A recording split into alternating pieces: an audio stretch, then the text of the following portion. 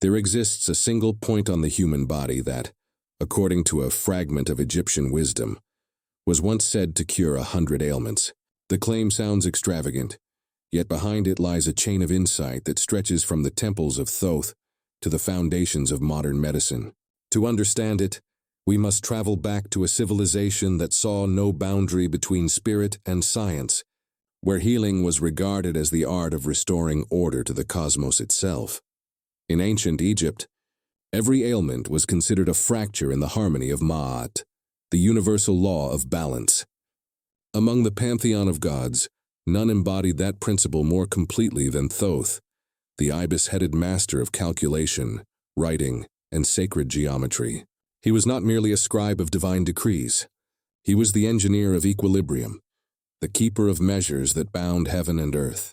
Physicians of his cult believed that within every body resided reflections of the celestial order. To heal the body was to restore the blueprint of the stars within flesh. Thoth's reputation as the ultimate restorer emerged from one myth that every Egyptian child knew: the fierce struggle between Horus and Seth. Seth, symbol of disorder, tore out Horus's left eye, shattering it into 6 fragments. That eye was more than an organ. It was the emblem of perception and cosmic stability. When it was broken, the universe itself seemed to tilt into chaos. It was Thoth who intervened. With patience and hidden knowledge, he gathered the 6 luminous shards and reassembled them into a whole. By that act, vision returned to Horus and balance to creation. The restored eye, Wedjat, became Egypt's most powerful emblem of protection and healing, the visible reminder that what is broken can be made whole again. Within the houses of life, Egypt's medical academies, this myth was treated not as superstition but as encrypted anatomy. The 6 pieces of the eye corresponded to 6 human senses and 6 energy gates through which life flowed. One of those gates, the eye point of restoration, was said to link directly to the rhythm of the heart. Masters taught that when touched with intention, it could still the storms of emotion and summon the calm that Thoth had used to mend the divine eye. For centuries, the precise location of this gateway was whispered only to the initiated. The priest-physicians believed that pressing it awakened the hidden physician within, not adding anything new but realigning what had fallen out of tune. Health, in their view, was harmony, illness disharmony. Touch became a form of geometry, pressure a kind of prayer. As Egypt declined and empires shifted, the temple schools dispersed. Yet fragments of their doctrine traveled with merchants, scholars, and wanderers along the Great Silk Road. Through oasis cities and mountain passes, ideas crossed as easily as spices and silks. The Egyptian concept of energy flowing through the body met the philosophies of distant lands. Somewhere along those trade routes, perhaps at a caravanserai where scholars gathered by firelight, an Egyptian healer met a Taoist adept from the East. The healer spoke of a pulse point near the wrist that calmed the heart. The Taoist listened and smiled, for he too knew of pathways that carried life force, the meridians of qi. They compared their maps, one drawn in hieroglyphs, the other in brushstrokes, and realized they described the same inner river. From that meeting of minds emerged a synthesis that would echo through millennia. The Egyptians had viewed the wrist as the gate to the soul. The Chinese saw it as a floodgate regulating the current of vitality. 2 vocabularies, 1 truth. The human being is a living universe of energy, and certain points act as portals through which chaos can be turned back into order. The tale of Thoth's restoration merged with the Taoist pursuit of harmony, producing a new lineage of knowledge that regarded the body as both temple and instrument. This wisdom did not survive in papyrus scrolls alone. Lived in the silent transmission from teacher to student, from healer to disciple. Each generation guarded the secret not for mystery's sake, but to preserve its sanctity. By the time the knowledge reached imperial China, it had matured into an entire science of internal balance. There, the mysterious Egyptian eye point found its counterpart along the pericardium meridian, the protective channel encircling the heart. The Chinese called it Neiguan, the inner gate. They discovered that stimulating this spot could quiet palpitations, ease breath, and bring serenity to the mind. In their eyes, it was the door to the emperor's chamber, the path that allowed calm to return to the throne of the heart. What began as Thoth's act of divine reconstruction now became a precise human technique, a way to reassemble the fragments of our own scattered energy. Across deserts and dynasties, the same insight endured, that true healing is not imposed from outside, but awakened from within. When Egyptian wisdom finally met the disciplined vision of ancient China, the fusion gave rise to one of humanity's most refined understandings of the living body. The Taoist physicians of the early dynasties had already mapped a landscape of invisible channels through which qi, the life force, circulated like wind through bamboo. Yet the Egyptian influence deepened their symbolism, giving their energetic maps a sacred cosmology that mirrored the divine harmony Thoth once guarded. In this new synthesis, the human being was imagined as an empire. The organs were ministers, the breath a flowing river, and at the center of all governance stood the heart, sovereign of consciousness and emotion. The heart did not merely pump blood, it ruled the inner kingdom. Its virtue was clarity, its language sincerity, its throne the chest where rhythm and meaning met. But even the noblest emperor needs protection. For that, the Taoists identified the pericardium, a sheath both physical and energetic surrounding the heart. They called it Xin Bao Luo, the heart's protector. Its duty was to shield the ruler from external turmoil and emotional invasion. Every excessive worry, every burst of anger or sorrow could be seen as an enemy force striking at the palace. When the guardian weakened, anxiety, insomnia, and palpitations began to spread through the empire of flesh. Along this defensive meridian, the sages found a single passage that led directly to the heart's chamber. They named it Neiguan, the inner gate. It lay precisely 3 finger widths above the wrist crease, nested between 2 tendons that tremble with every heartbeat. In the language of the body, it was both threshold and messenger, the corridor through which peace could enter or chaos could be expelled. Touching this point was never considered mechanical. The ancients treated it as ceremony. They would calm their breathing, place the thumb upon the spot, and let stillness gather. As pressure deepened, one could feel a subtle warmth or pulse beneath the skin, what they described as the river responding to the hand. When the current began to flow smoothly again, the emperor's palace grew quiet. In their medical classic, the Huangdi Neijing, the inner canon of the Yellow Emperor, this understanding reached full articulation. The text portrayed health as a political harmony. When the sovereign is tranquil, the realm prospers. When he is disturbed, disorder spreads through every province. To soothe the emperor's heart was to heal the entire empire. Thus Neiguan became more than a therapeutic spot. It became a philosophy in miniature. The Neijing lists it as point pericardium 6. Yet behind that sterile notation lives an idea that unites East and West, myth and method.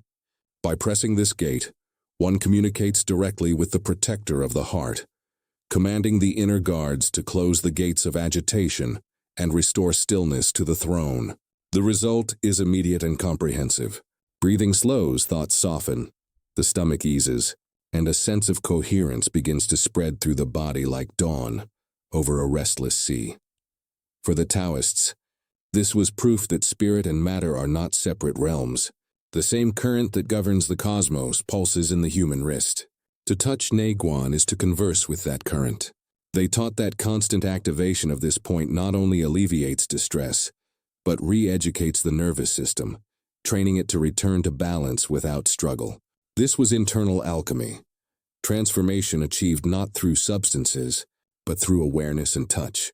Over centuries, monks, scholars, and physicians carried this technique through monasteries and mountain hermitages. Before meditation, they would press Neiguan to still the wandering mind. During healing rites, they used it to synchronize the breath of patient and healer. It became a silent initiation, an embodied reminder that peace is a skill, not a coincidence. Modern physiology would later give this ancient poetry new vocabulary. The vagus nerve, which travels from brainstem to heart and gut, performs exactly the same role the sages described. It mediates the body's descent from alertness into repose. When stimulated, it slows the pulse, steadies digestion, and triggers the body's natural repair mode. The Neiguan point lies precisely over a branch of this nerve network. What ancient doctors intuited through centuries of observation now appears in anatomical charts and biofeedback graphs. Yet the power of the inner gate extends beyond physiology. It is a teaching about the relationship between thought and feeling, command and compassion. The ancients saw the mind as the emperor's minister, brilliant, analytical, but often unruly. When the minister oversteps, issuing endless decrees of worry and fear, the emperor's peace falters. Pressing Neiguan is like whispering into that court, "Silence. Order shall be restored." This is why the Taoists called it the point that cures 100 diseases. The phrase was never meant to count symptoms. It signified total restoration. In their symbolic mathematics, 100 represented completeness. The point was a master key, a regulator of the whole symphony. When the heart and its guardian were aligned, every organ found its rhythm. Every process resumed harmony. Through touch, breath, and awareness, the healer became participant in the same act of restoration Thoth once performed for Horus, the gathering of scattered pieces into a single eye of clarity. Neiguan was not invention but remembrance, the rediscovery of a law written into the body since time began. To find the inner gate, the sages instructed their students to use their own body as the measure. The body, they said, is the first compass of truth. Bring together the index, middle, and ring fingers of one hand, and place them across the opposite wrist, so that the edge of the ring finger rests upon the crease where the hand bends. Just beyond the top edge of the index finger, between two tendons that stand out when you slightly flex your wrist, lies the quiet valley of the Neiguan point. It is small, scarcely wider than the fingertip that presses it, yet the current beneath it flows to the heart itself. Ancient practitioners believed these tendons were like the banks of a sacred river. Between them runs the stream of the heart's vitality, carrying intention from the chest to the hands, where thought becomes action. The inner gate sits at the center of this flow. Pressing it is like lowering a calm stone into fast-moving water. The ripples slow, the current regains rhythm.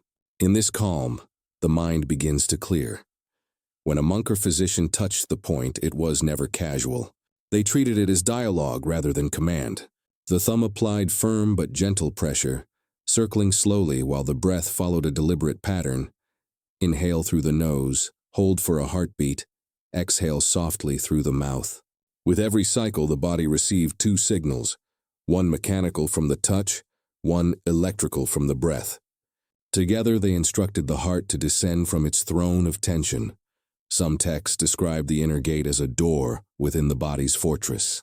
On one side lives the mind, alert, analytical, forever scanning the world for threats. On the other lies the heart, seat of courage and joy but easily disturbed by the minister's noise. When stress builds, the gate slams shut, trapping feeling on one side and thought on the other. Pressing Neiguan was a ritual of reopening. It reminded both rulers that they were allies, not enemies. Even today, those who practice this method report a quick change. The heartbeat steadies, the breath lengthens, a warmth rises through the chest. Modern instruments show the same, a shift from the sympathetic to the parasympathetic state, from defense to restoration. Yet the ancients reached this insight without sensors or wires. Their instrument was attention itself, sharpened by centuries of observation and faith in the body's design. They warned that technique alone was not enough. Without awareness, pressure is only pressure. The act must be guided by clear intention, the decision to release, not to force. When the thumb presses, the mind should echo a simple truth: I return to balance. Some teachers paired the gesture with visualization, imagining a soft light traveling from the wrist into the chest, dissolving any knots of agitation before fading into silence. This combination of physical and mental focus transformed touch into alchemy. In the monasteries of Mount Hua and the temples along the Yangtze, this point became part of daily discipline. Before meditation, disciples activated it to quiet the internal dialogue. Before sleep, they used it to signal the body that night had arrived. Sailors on rough seas pressed it to stop nausea. Generals on campaign used it to steady courage before battle. It was not superstition. It was neuroregulation long before the term existed. As dynasties rose and fell, the practice persisted. Travelers carried it across borders and generations, sometimes stripped of its symbolism, reduced to a simple remedy for motion sickness or anxiety. Yet beneath each adaptation lay the same principle Thoth had revealed, that harmony restored at the core radiates outward to every system. The Egyptians had spoken of divine order, the Chinese of balanced qi. Both pointed toward the same field of equilibrium that modern science now calls homeostasis. When you press the inner gate today, you repeat gestures performed by thousands before you. You participate in a lineage that connects priest to physician, myth to biology. You do not summon anything supernatural. You remind the body of what it already knows. The pressure on that small patch of skin sends impulses through nerves to the heart and brainstem, activating pathways that calm the entire organism. The same stroke that once symbolized communion with the gods now mirrors the measured precision of neurology. Each repetition strengthens this circuit. Over time, the body learns the path to calm more quickly, as though the gate stays half open even without touch. Eventually, a thought or a slow breath can trigger the same response. This was what the ancients meant by mastery, not escape from the body but alliance with it. When the inner gate becomes familiar, the mind stops fearing chaos. The emperor and his guardian once again rule together, their empire of flesh and spirit restored to quiet command. From Egypt's hieroglyphs to China's silk-bound manuals, from Thoth's eye to the Taoist meridians, the message is unchanged. Healing is remembrance. By knowing the body's secret geography, we reclaim the harmony that was never truly lost. And in that moment, one hand resting on the wrist, breath steady, mind attentive, you stand within the same silence that the ancient healers called divine balance. Over centuries, the idea of this hidden gate became more than medicine. It turned into a philosophy of existence. The sages who practiced it began to see a reflection of the entire human drama within this small point on the wrist. They noticed that when life overwhelmed them with fear or grief, the pulse at this place grew erratic, as if the guardian of the heart itself had been startled. When calm returned, the rhythm softened again. The body was not a machine. It was a mirror, responding instantly to every thought and emotion.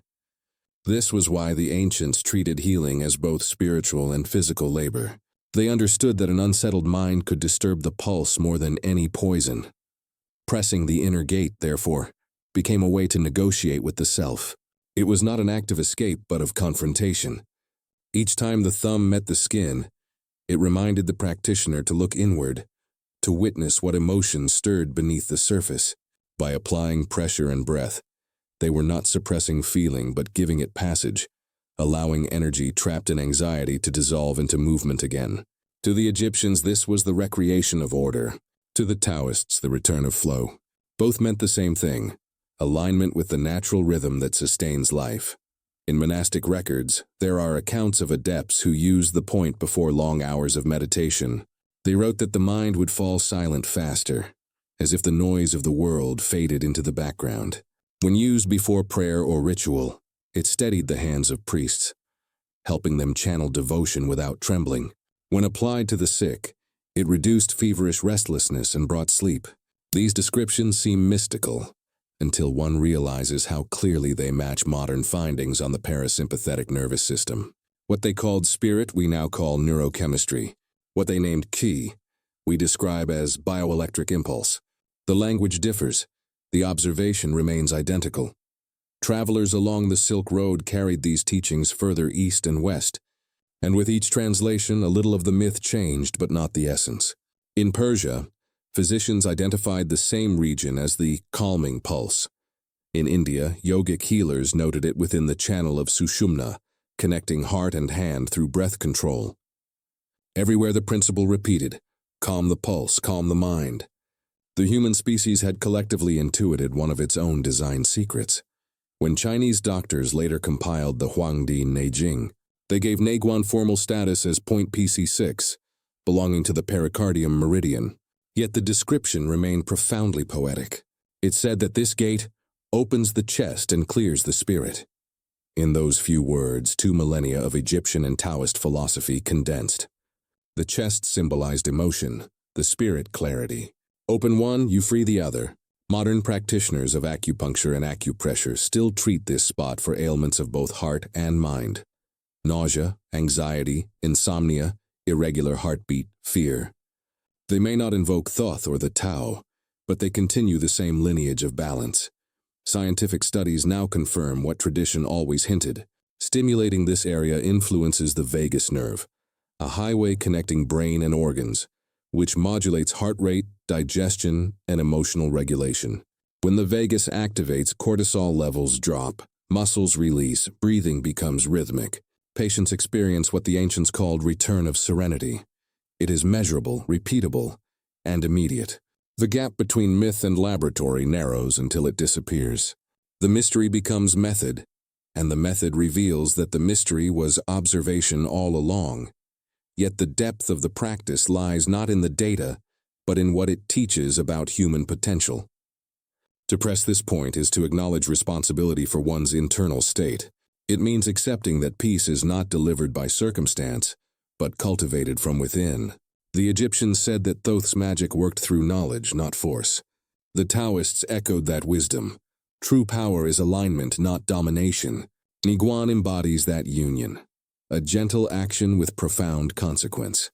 Those who practice daily often describe subtle transformations. Their sleep deepens, their reactions soften, moments of irritation dissolve more quickly. Over time, they report something harder to measure, a sense that life's turbulence no longer shakes them as it once did. This is the long reward the ancients promised, the slow rewiring of the inner empire. The guardian grows strong, the emperor remains serene. Imagine a civilization that measured wisdom by stillness rather than conquest. In their world, the physician was not merely a technician but a philosopher of balance. Every pulse read, every breath observed, reaffirmed humanity's place inside a larger cosmic rhythm. By reviving the knowledge of this single point, we glimpse how advanced their understanding truly was. They were not worshipping superstition. They were decoding physiology through poetry. Today, when one sits quietly, pressing that narrow space between tendons, the lineage returns.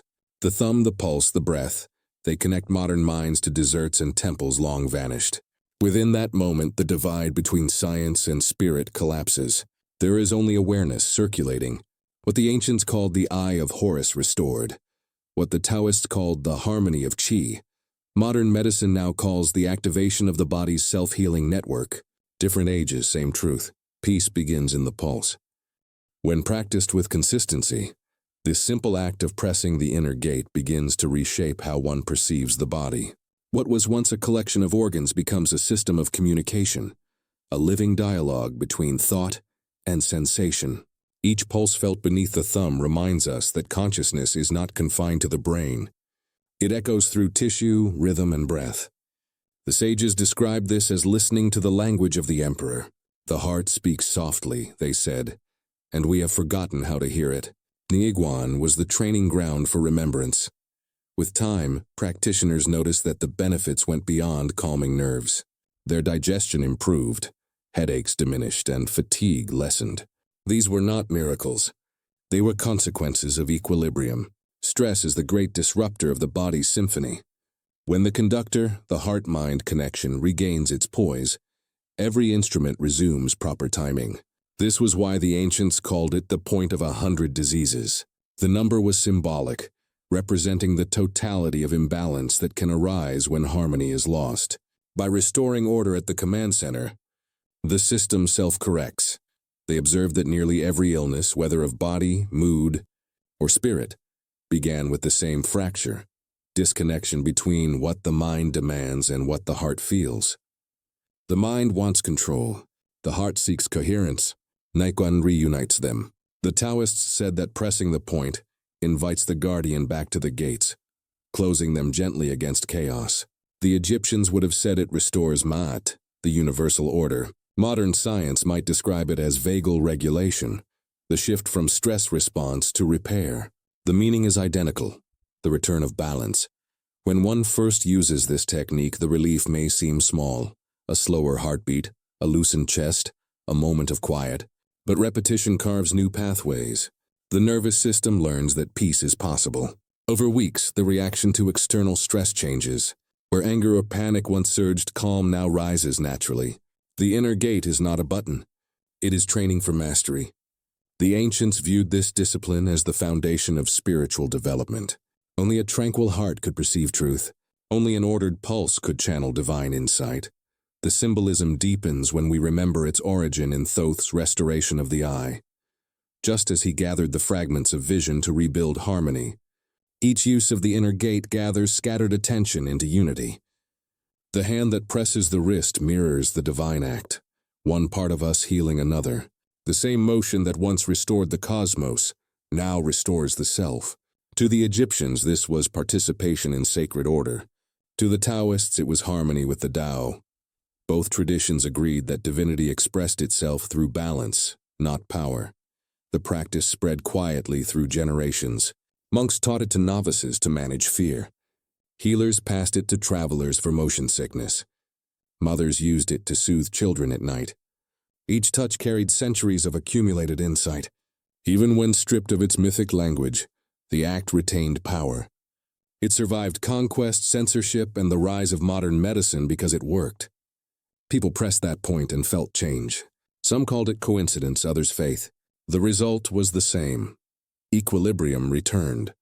In modern clinics, acupuncturists use thin needles on Neiguan to relieve nausea after surgery, calm irregular heartbeat, or ease anxiety. Hospitals record measurable drops in pulse rate and blood pressure. Psychologists studying mindfulness note that focusing on the pulse enhances body awareness, grounding the mind during distress. Neuroscientists observing brain scans see reduced activity in regions linked to fear. Without invoking gods or energy fields, they confirm what the ancients knew experientially, that the body possesses mechanisms of peace awaiting activation. Yet to reduce this heritage to chemistry alone misses its essence. The deeper lesson of Neiguan is not just that we can manipulate the body. It is that we can cooperate with it. Pressing this point teaches humility. Healing is not conquest but collaboration. The heart is not an engine to command. It is a sovereign to respect. Each pulse is an invitation to listen rather than control. In that sense, the inner gate becomes a moral teacher as much as a medical one. Those who persist in the practice often describe an expansion of awareness. They begin to sense how emotion travels, how tension gathers long before pain appears. They learn to intervene early, to calm storms before they form. Over months, the line between spiritual exercise and medical habit disappears. The point on the wrist becomes a ritual of self-remembering, a way to say, I am here, and I am whole. The ancients would have seen this not as therapy but initiation. To know the body's gates was to enter the temple of life itself. The human form was the true shrine, its corridors lined with rivers of energy, its organs luminous altars.